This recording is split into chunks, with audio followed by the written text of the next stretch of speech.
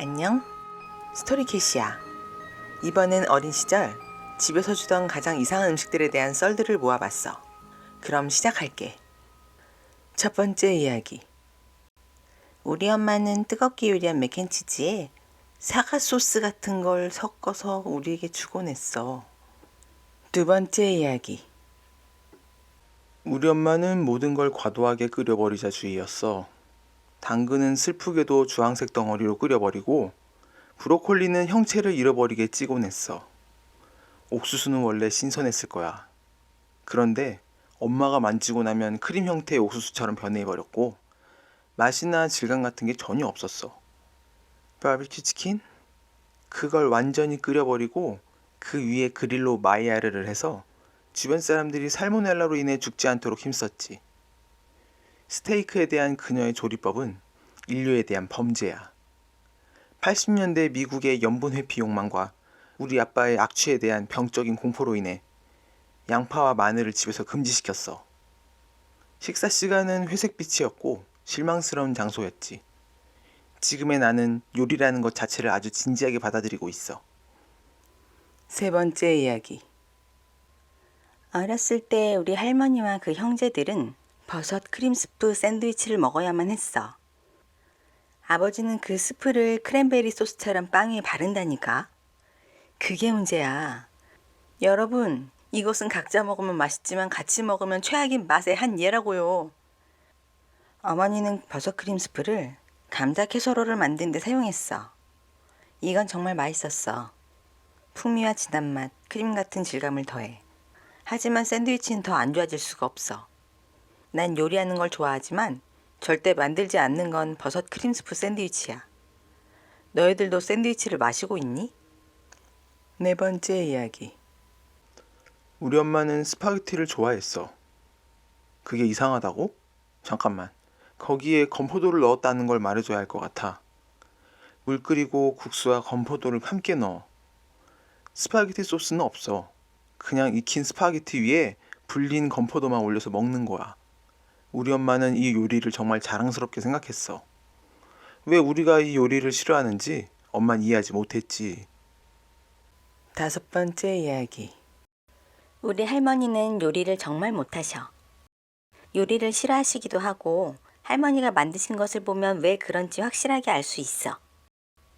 예를 들면 인스턴트 매쉬드 포테이토에 마요네즈. 복숭아 코블러는 밀가루 묻힌 복숭아와 시럽을 섞어 만드셨어. 소금간만 한 타버린 프라이드 치킨. 물도 덜 뺀 파스타면에 풍미 따위 없는 가른 고기만 얹었어. 나는 그 끔찍한 걸 가리기 위해 거기에 바베큐 소스를 뿌리기 시작할 때면 할머니는 화를 냈어. 난 이걸 매시드 포테이토에 맥앤치즈, 밥과 고기 위에도 뿌렸어. 여섯 번째 이야기. 아스파라거스 샐러드라고 알아? 한 대여섯 개 정도 늘어진 차가운 통조림 아스파라거스를 양상추 위에 얹고 위에 마요네즈를 얹어.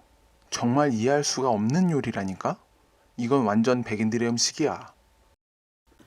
일곱 번째 이야기. 우리 집은 엄청 가난했어서 엄마가 할 수 있는 건 우리가 가진 것에서 최대한 무언가를 만드는 거였어. 그게 맛있게 먹을 수 있는 건 아니었지. 가장 기억에 남는 건 통조림 만두콩을 분유에 익혀 토스트 위에 얹는 거야.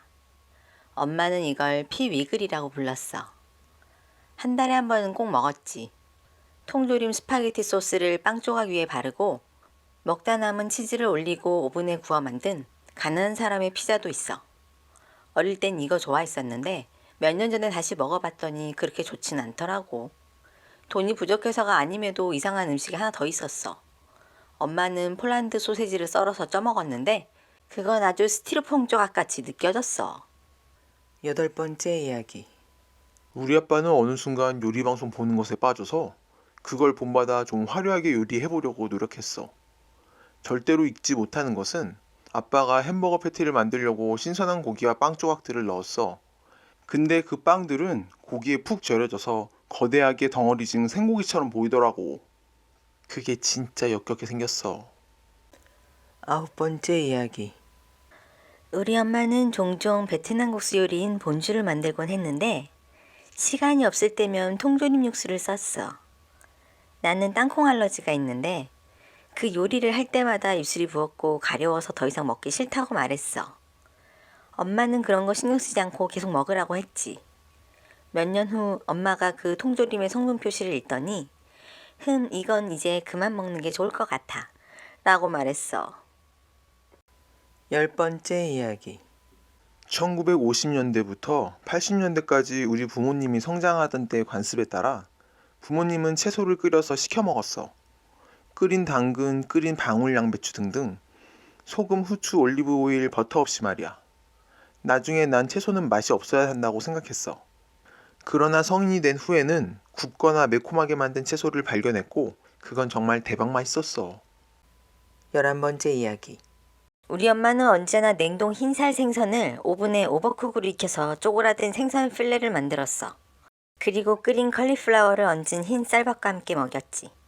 흰 요리, 그러니까 흰 고기, 흰 채소, 그리고 흰 접시에 담겼어.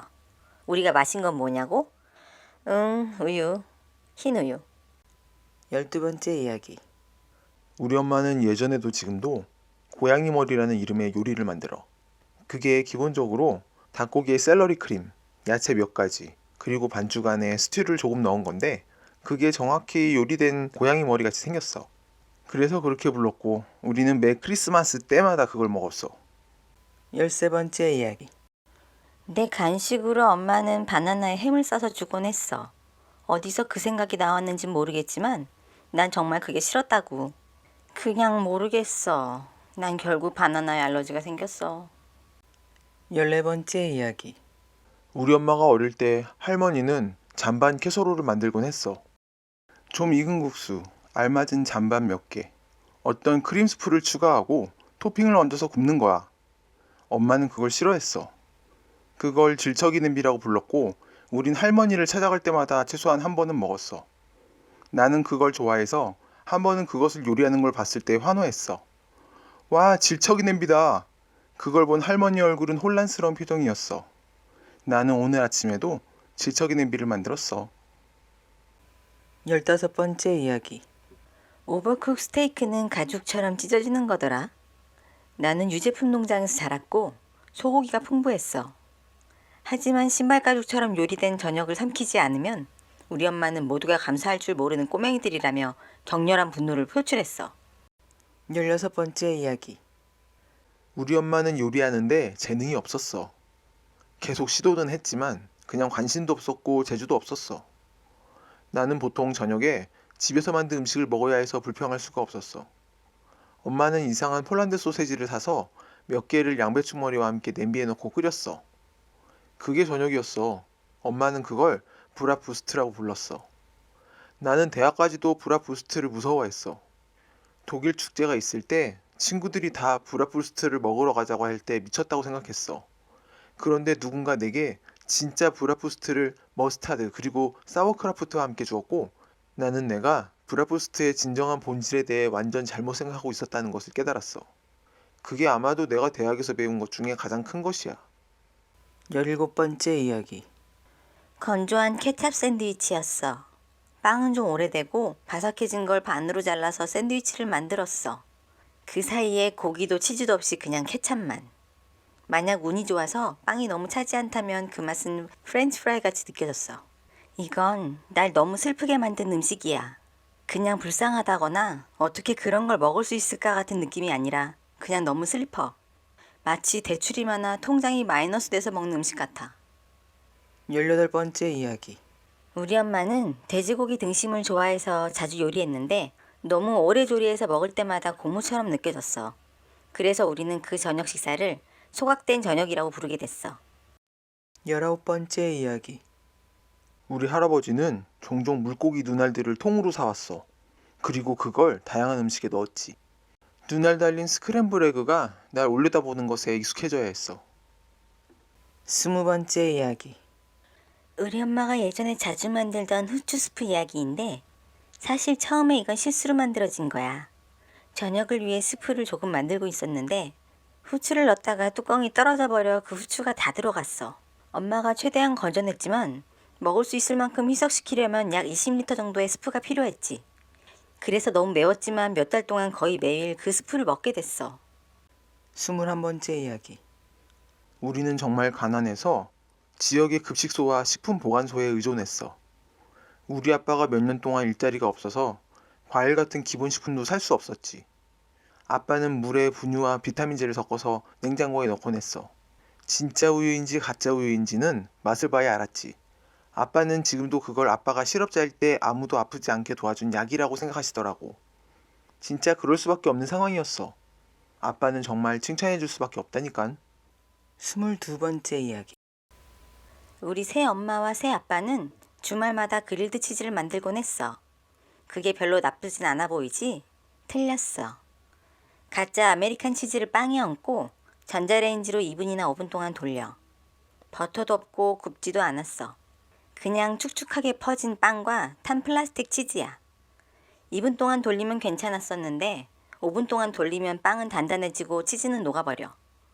지금 우리 부모님은 훌륭한 요리사가 됐지만 어렸을 때는 정말 맛없는 음식만 만들었어. 23번째 이야기. 우리 어머니가 만든 퇴비 샐러드 이야기야. 팬에 계란을 볶다가 케일 3컵을 넣어서 쪄. 때로는 계란이 타는 바람에 이상한 냄새가 나기도 하지. 그리고 더 이상이죠.